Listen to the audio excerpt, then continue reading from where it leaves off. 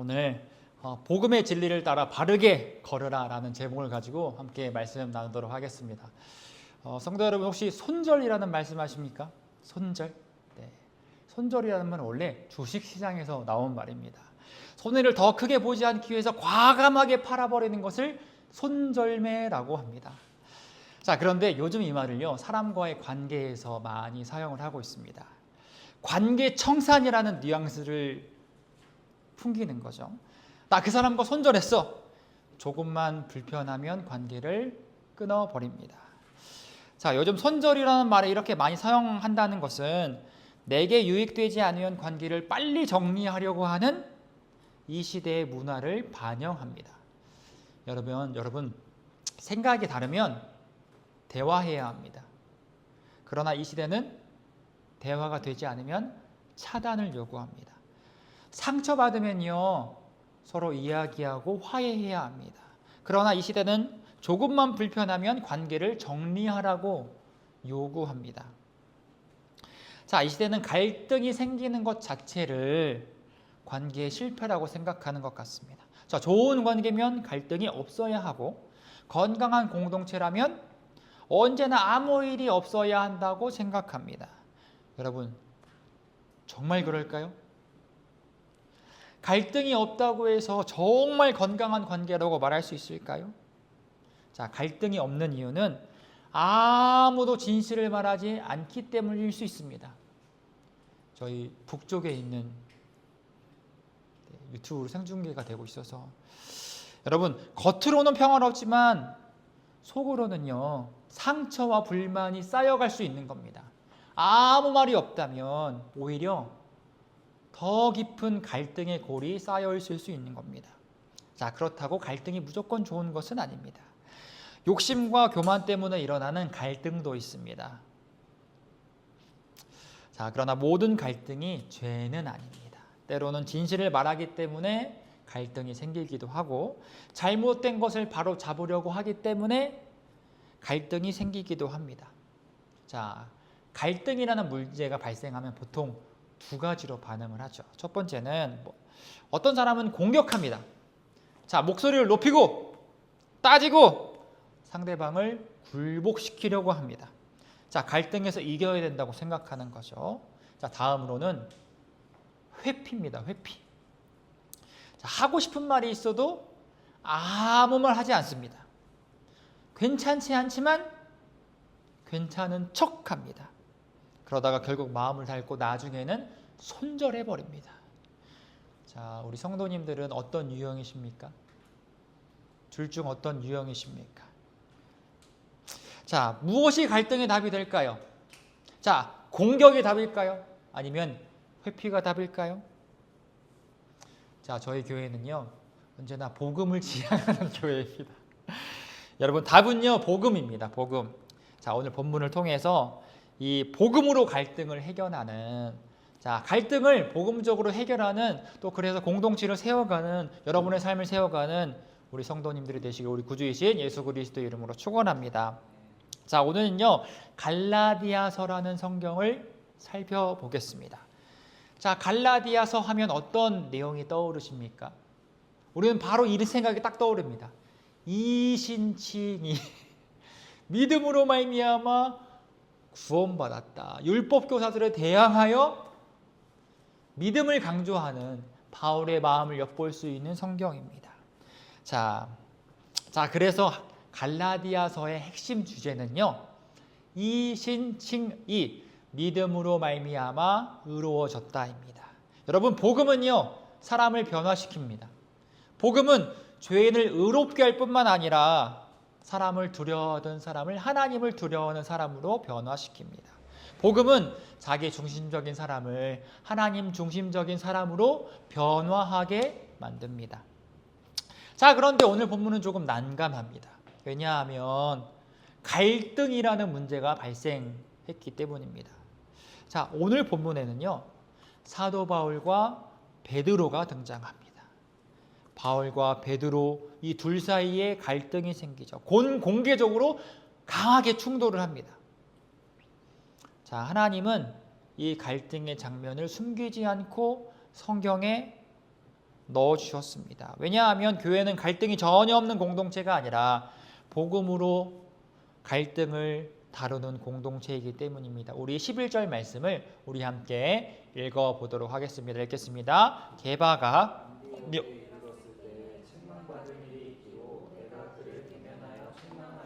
여기서 게바는요 베드로입니다.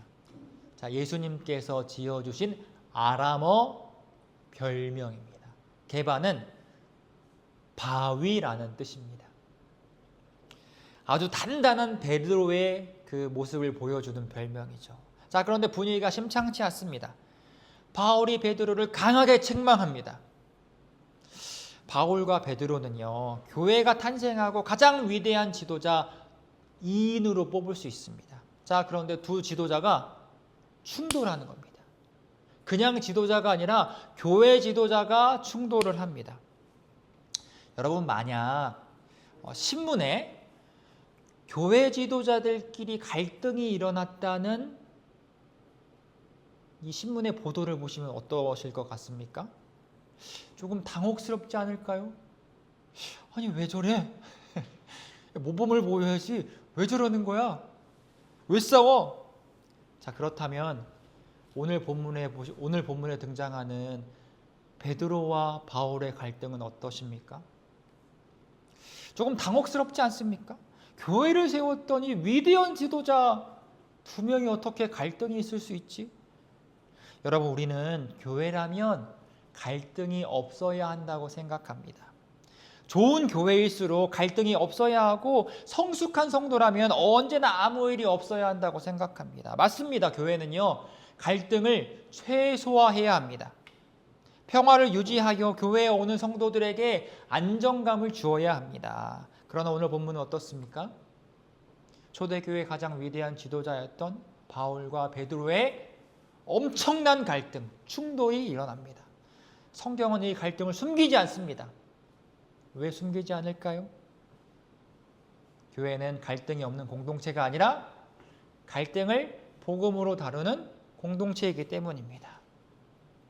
건강한 교회는요 갈등이 없는 교회가 아니라 복음으로 갈등을 다룰 수 있는 교회인 거죠. 자, 그렇다면 무엇이 문제였을까요?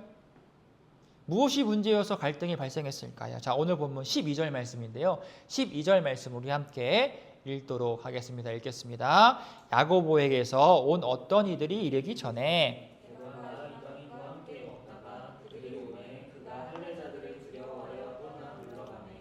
여러분, 무엇이 문제입니까? 밥 먹는 것이 문제가 되었습니다. 여러분, 당시 유대인들에게 밥을 먹는다는 것은 우리 식구입니다 라는 의미입니다. 자, 그런데 유대인들은 율법 때문에 이방인들과 함께 겸상하지 않았습니다. 그런데 베드로가 이방인과 함께 밥을 먹는 겁니다. 왜냐하면 예수 그리스도의 복음 때문이기 때문입니다. 주 안에서 유대인과 이방인의 담이 허물어졌기 때문에 스스럼 없이 베드로는 이방인들과 함께 밥을 먹으며 교제했습니다. 그런데 야고보가 보낸 사람들이 도착하자 상황이 조금 달라진 겁니다. 함께 밥을 먹던 베드로는 슬그머니 자리를 피하게 됩니다. 여러분, 복음을 알았던, 복음을 경험했던 베드로는 왜 이런 행동을 했을까요? 이유가 무엇일까요? 우리 12절 마지막을 보실까요? 자, 어떻게 되어 있습니까? 본문은 그 이유를 아주 분명하게 이야기하죠. 할례자들을 두려워하여. 여러분, 잘 보십시오. 베드로는 복음을 몰랐던 사람이 아닙니다. 자, 저희가 매주 목요일에 가정기도회를 하고 있습니다. 지난주에 가정기도회 본문이 기억나십니까? 자, 사도행전 몇 장이었을까요? 10장이었습니다. 10장이었습니다. 자, 사도행전 10장에 이런 내용이 나오지 않습니까? 자, 하나님께서 베드로에게 환상을 보여주시는 거예요. 환상을 보여주시는 거예요. 아니, 이방인들도 깨끗해. 이방인들도 깨끗해.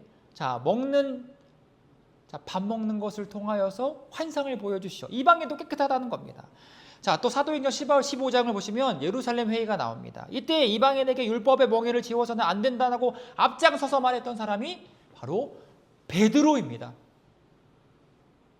베드로는 복음을 너무나 잘 알았습니다. 그런데 왜 자리를 슬쩍 피합니까? 왜냐하면 두려웠기 때문입니다. 할례자들이 두려웠기 때문입니다. 사람들의 시선이 두려웠습니다. 자, 베드로는요, 복음보다 사람의 시선을 더 의식했습니다.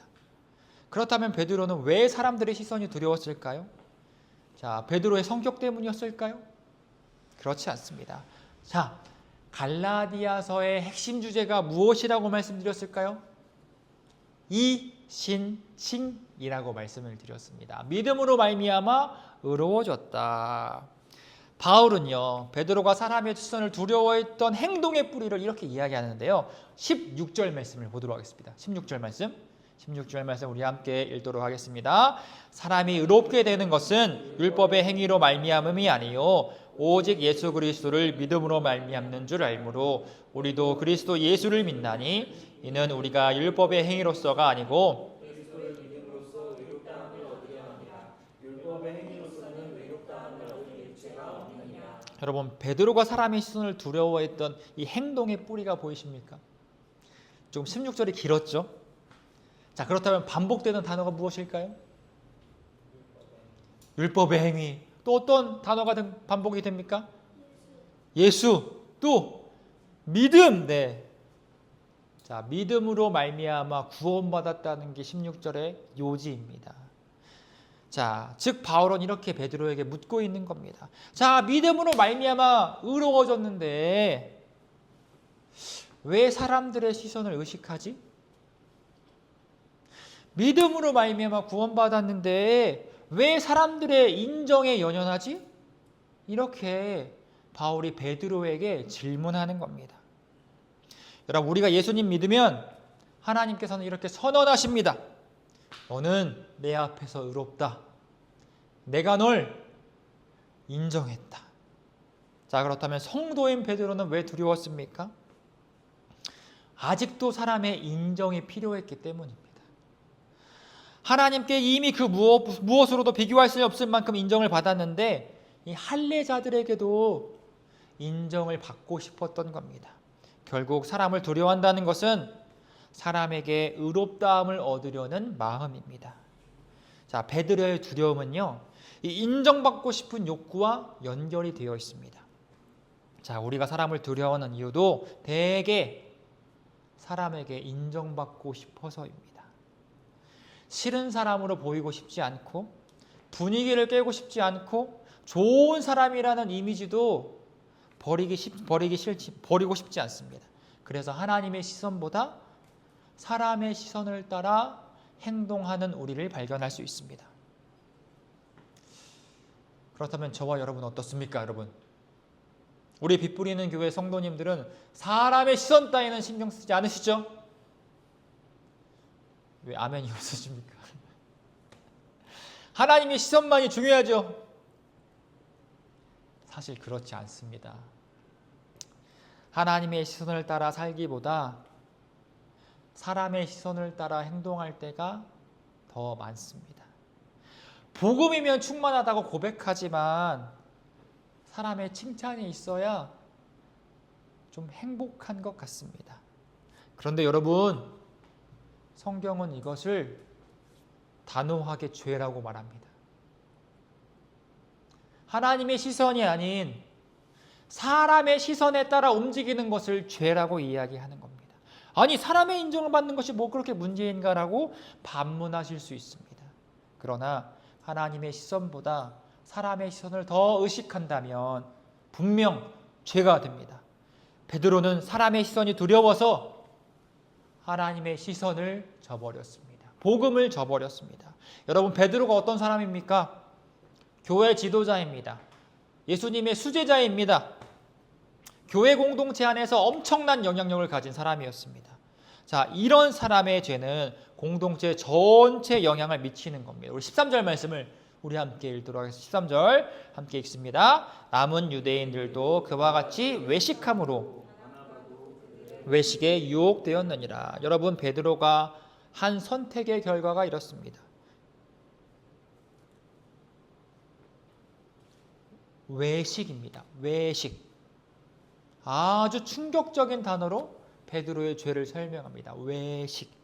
여러분, 외식이 뭘까요? 네. 저희 집에서 이제 말씀을 묵상하다 외식이라는 말이 나왔는데 밖에서 밥 먹는 거요 라고 하더라고요.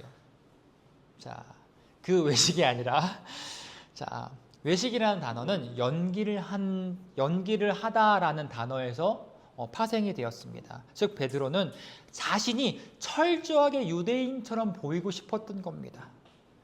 자, 그런데 좀 이상하지 않습니까? 베드로는 어느 나라 사람입니까? 유대 사람입니다. 유대 사람인데 유대인인데 철저하게 유대인으로 보이고 싶어 한 겁니다. 갈등의 상황이 오자 베드로의 속과 겉이 다른 것이 드러났습니다. 성경에서 외식이라는 단어는 보통 바리새인들을 지칭할 때 사용이 됩니다. 그런데 여기서 베드로가 외식을 한 겁니다. 베드로는 복음을 분명히 알고 있었습니다. 자, 이방인도 믿음으로 말미암아 구원받는다는 이 복음의 소식을 분명히 알고 있었고 경험했습니다. 그런데 사람들의 시선 때문에 자신이 믿고 있었던 그 복음을 저버린 겁니다. 바울은 이것을 외식이란 단어로 정의합니다. 자, 그런데 여기서 더 심각한 문제가 있습니다. 13절은 남은 유대인들도 외식하였다라고 이야기하고 있습니다. 베드로만 외식한 것이 아니라 함께 유대인들을 외식했다는 겁니다. 그리고 바나바도 함께 외식했다고 나옵니다. 바나바는 바울의 첫 번째 선교 여행 때 함께 동행했던 사람입니다. 이방인 선교를 누구보다도 적극적으로 참여했던 사람입니다. 그런데 바나바까지 이 베드로의 행동에 휩쓸려 버린 겁니다. 여러분, 저희가 몇 년 전에 아주 끔찍한 전염병을 경험했습니다. 바로 코로나라는 전염병입니다. 코로나가 무서웠던 이유는 이 전염성 때문이죠. 급속도로 퍼지는 이 전염성 때문이었습니다. 전염병은요, 한 사람에게 시작되지만 공동체 전체로 퍼질 수 있습니다. 처음에는 한 사람의 증상으로 보일 수 있습니다. 그러나 시간이 지나면 가족에게, 직장 동료에게, 학교 친구에게 영향을 미칠 수 있습니다. 그래서 전염병은 초기에 막는 것도 중요하지만 예방이 더 중요합니다. 전염병이 아예 들어오지 못하게 예방하는 게 중요합니다. 여러분, 죄도 마찬가지입니다. 갈등을 회피하는 것은 베드로 한 명의 문제로 끝나지 않았습니다. 뭐 나 하나쯤이야 하며 진실을 외면하면 그 침묵은 다른 사람에게도 영향을 미칩니다.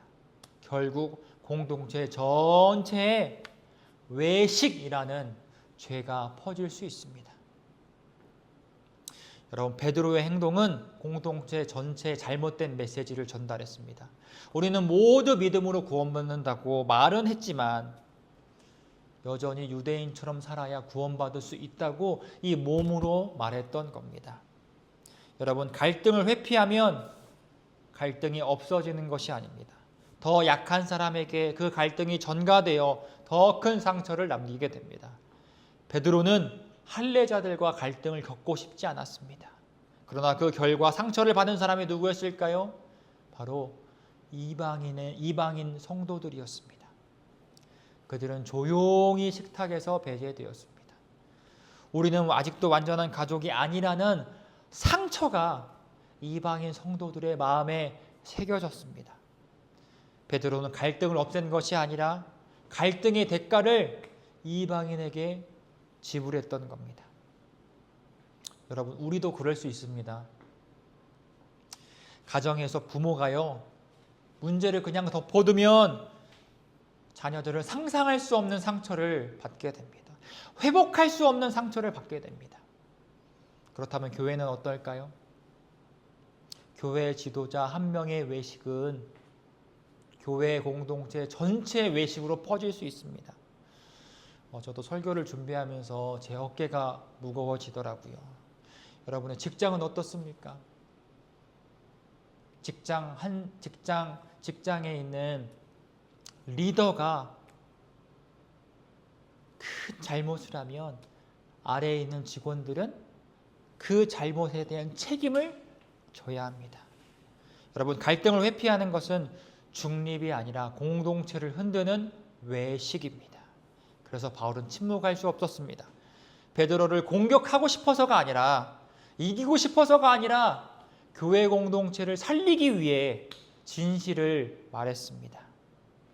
자, 그래서 바울은 문제의 핵심을요 이렇게 이야기합니다. 우리 14절 말씀인데요, 14절 말씀 우리 함께 읽도록 하겠습니다. 그러므로 나는 그들이 복음의 진리를 따라 바르게 행하지 아니함을 보고, 여기까지만 읽도록 하겠습니다. 여러분, 이제 우리는요 바울이 왜 침묵하지 않았는지 정확하게 알 수 있습니다. 바울에게 가장 중요했던 것은요, 복음의 진리대로, 복음의 진리를 따라 바르게 행하지 아니한 것이 가장 중요했습니다. 여기서 바르게 행하다라는 말은 바르다, 곧다라는 말과 이 걷다라는 단어가 합쳐진 단어입니다. 즉 이런 의미인 거예요. 바르게 걷다, 올곧게 걷다. 즉 바울은 이렇게 말하는 겁니다. 베드로, 당신이 복음의 진리대로 바르게 걷지 않았습니다. 여러분, 베드로는 복음을 모두 부인한 사람이 아닙니다. 복음과 다르게 걸었습니다. 입술로는 믿음으로 말미암아 의로워진다고 이야기했지만 행동으로는 그래도 유대인처럼 살아야 한다는 메시지를 걸음으로 전했던 겁니다. 그래서 바울은 베드로가 복음의 진리를 따라 바르게 걷지 않고 있다 책망하고 있는 겁니다. 여러분, 복음은요 우리가 주일에만 듣는 믿는 교리가 아닙니다. 복음은 우리가 걸어가야 할 길입니다.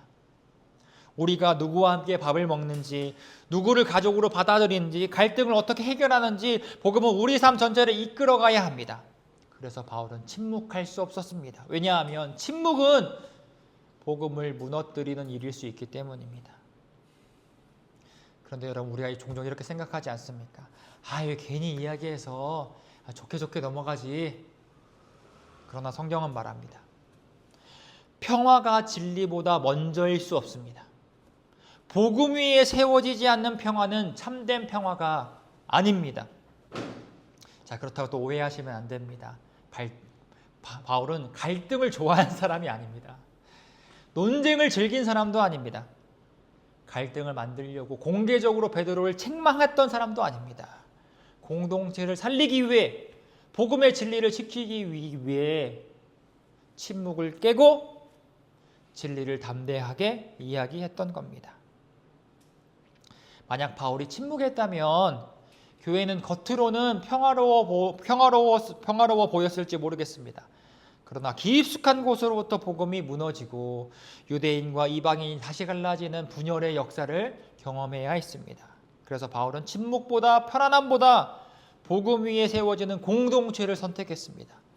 복음은 사랑으로 진리를 말하고 진리 위에 화평을 세웁니다. 자, 그렇다면 이제 우리가 공동체에서 생기는 갈등을 어떻게 바라봐야 할까요? 갈등을 무조건 피해야 할까요? 아니면 이 갈등이 생기면 무조건 이제 공격해야 될까요? 어떻게 해야 될까요?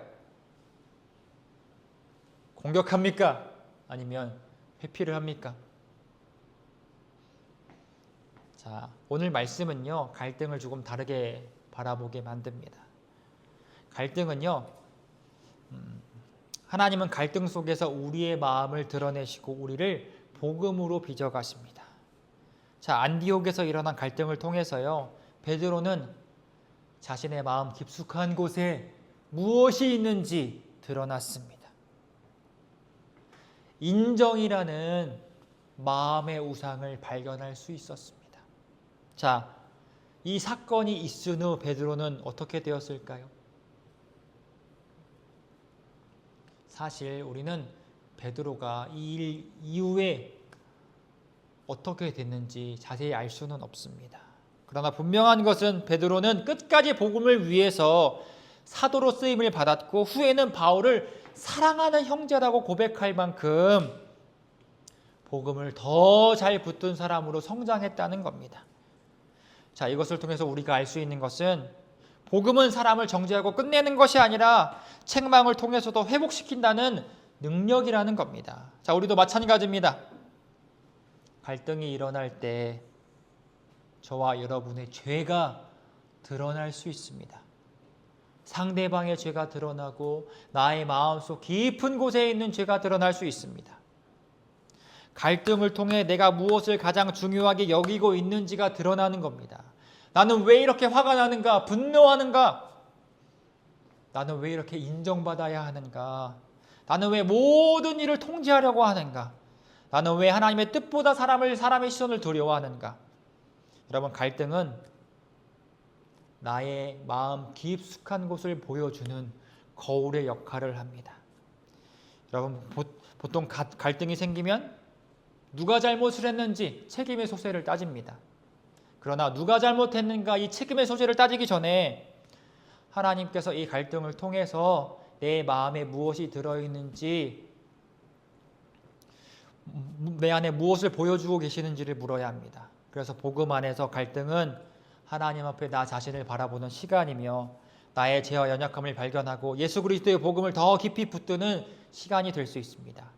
갈등은 우리의 죄가 드러나는 자리인 동시에 복음의 은혜가 선명하게 드러나는 자리일 수 있습니다. 사랑하는 우리 빛부리는 교회 성도 여러분이 말씀을 좀 정리하면서, 자, 오늘 우리는요 베드로의 두려움과 베드로의 외식이 공동체를 어떻게 흔드는지 살펴봤습니다. 자, 그리고 바울이 어떻게 복음의 진리로 그 문제를 바로잡았는지도 살펴봤습니다. 자, 그렇다면 오늘 본문이 우리에게 주는 핵심이 무엇일까요? 자, 외식하지 말자. 진리를 담대히 말하자. 자, 갈등을 두려워하지 말고 말하자. 이걸까요? 이게 전부일까요? 자, 오늘 설교의 제목이 무엇일까요, 여러분? 네, 복음의 진리를 따라 진리로 바르게 걸으라. 여러분, 오늘 본문의 핵심은요, 복음의 진리를 따라 바르게 걸어야 한다는 바울의 권면입니다. 그렇다면 복음의 진리를 따라 바르게 걷는다는 것은 무엇입니까? 우리 본문을 한번 생각해 볼까요? 여러분, 이것이지 않습니까? 사람의 시선보다 하나님의 시선을 의식하며 사는 것. 구체적으로 직장에서 모두가 정직하지 않는 방법을 당연히 여길 때 손해보더라도 정직을 선택해 보는 겁니다. 가정에서 누군가가 잘못했을 때 자존심 때문에 변명하는 것이 아니라, 그래, 내가 먼저 잘못했어, 내가 미안해. 교회 안에 누군가의 잘못을 뒤에서 이야기하는 것이 아니라 사랑으로 진리를 말해주는 겁니다. 사람에게 좋은 사람으로 보이기 위해 침묵하는 것이 아니라 사랑으로 진리를 붙드는 겁니다. 자, 여러분, 이제 우리가 복음의 진리대로 바르게 거는 이제 구체적인 내용들을 알았으니까 그렇게 살아갈 수 있으시겠죠? 아멘. 우리가 정말 그렇게 살아갈 수 있습니까?